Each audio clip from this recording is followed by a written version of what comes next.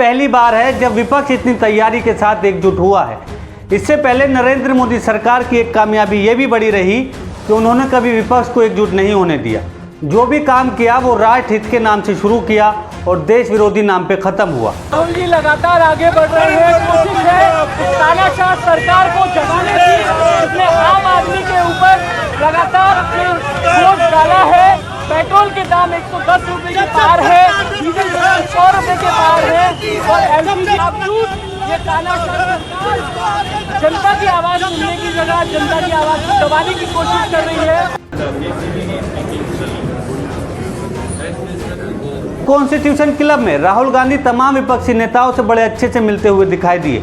उन्होंने वहां बिल्कुल परवाह नहीं की कि कैमरा किधर लगा है और किधर उन्हें पोज देना है, क्योंकि वो विपक्ष के नेता हैं, सत्ता में बैठे कोई बड़े नेता तो वो है नहीं। इसलिए हो सकता है उन्होंने कैमरे का ध्यान ना किया हो, लेकिन जिस तरीके से वो लोगों से मिले, लोग उससे मुतासिर होते तो दिख रहे थे।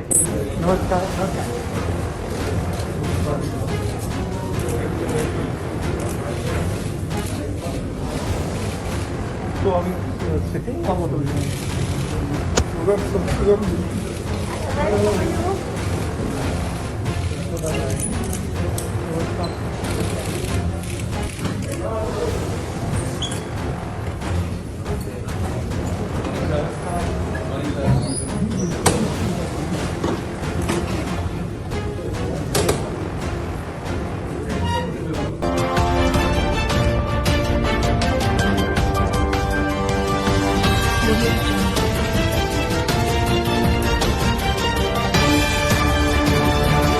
नमस्कार, आदाब, सत श्री अकाल। आप देख रहे हैं द नेशन वॉइस।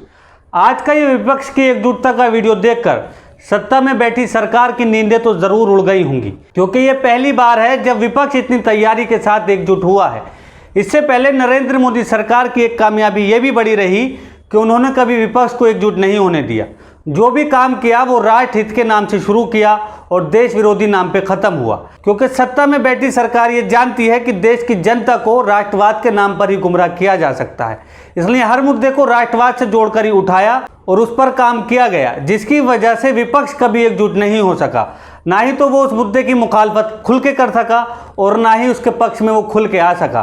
कभी हाँ कभी ना वाली स्थिति लगातार बनी रही। लेकिन आज जो विपक्ष की एकजुटता और उसका मंजर देखने को सामने आया, तो यकीनन नरेंद्र मोदी सरकार की तो इससे नींदें जरूर उड़ गई होंगी, क्योंकि ये पहली बार है जब विपक्ष इतनी तैयारी के साथ नरेंद्र मोदी सरकार के सामने खड़ा है।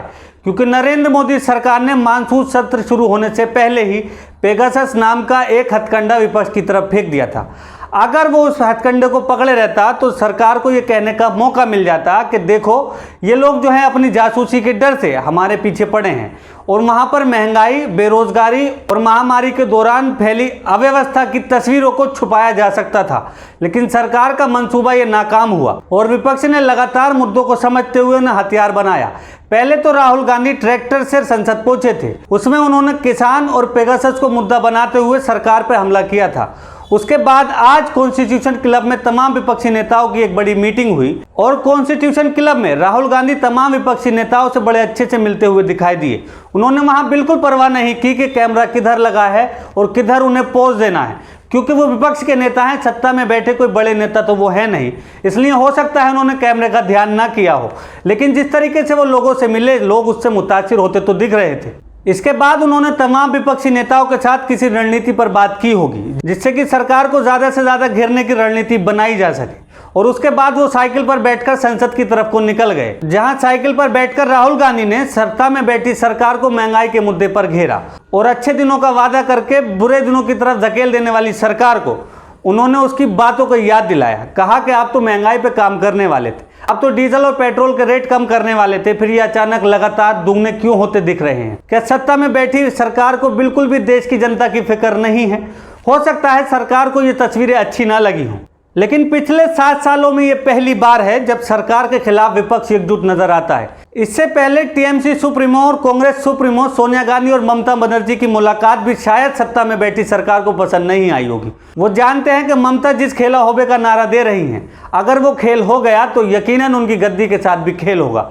आप ऐसी और बहुत सारी खबरों के लिए देखते रहिए द नेशन वॉइस। हमारे चैनल को लाइक कीजिए, यूट्यूब पे है तो सब्सक्राइब कीजिए। धन्यवाद।